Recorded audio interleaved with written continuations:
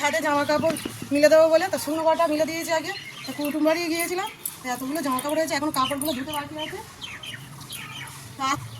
আজ তো সরস্বতী পুজো, তা আমাদের শাড়ি পরিয়ে দিতে হবে বলে বাচ্চারা সব ছাদে চলে এসেছে। ওদের আগে সরস্বতী পুজো, তা সরস্বতী পুজো সকল ভাই বোনদেরকে অনেক অনেক ভালোবাসা শুভেচ্ছা, সব আনন্দ করো, ঘোরো, স্কুলে যাও।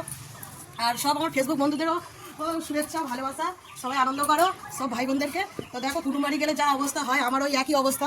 সকালবেলায় দেখো কাজ সেরে এবার জামা কাপড় কাজ দিচ্ছি, কাঁচা হয়ে গেছে, এখন অনেক কাজটা বাকি আছে, এগুলো মিলে দিচ্ছি। তুমি মেয়েদের স্কুলে কালকে সরস্বতী পুজো হবে মন্ডেতে, আর শৈলীদের স্কুলে আজকের হবে রবিবারে। তো নিমিষাদেরও কালকের হবে, কুইলেরও কালকের হবে। তা ও এক লাখ শাড়ি পরে, তো ওকে এখন শাড়ি পরাতে হবে, চুল কেটে দিতে হবে। তো শৈলীকে সাজানো হয়ে গেছে, সাজানো বলতে এখন গলার হার পরাতে বাকি আছে, চুড়ি পরবে। তো ওকে চুলটা দেখা খোঁপা করে দিয়েছি, বল খোঁপা দিয়ে, আর শাড়িটা পরিয়ে দিয়েছি, মেজ দিয়ে আর আমি দুজন মিলে ধরে পরিয়ে দিয়েছি। তো কেমন লাগছে বন্ধুরা? এখনো কমপ্লিট হয়নি, তো ও এখন গলার হার পরবে, কিছুটুকি অল্প বাকি সেন দিতে হবে। কত দূর যাবি বল? ওই টিউশন পড়তে, সেখান থেকে একটু ঘুরতে যাবে। তো শৈলীকে কেমন লাগছে বন্ধুরা কমেন্ট করে জানাও।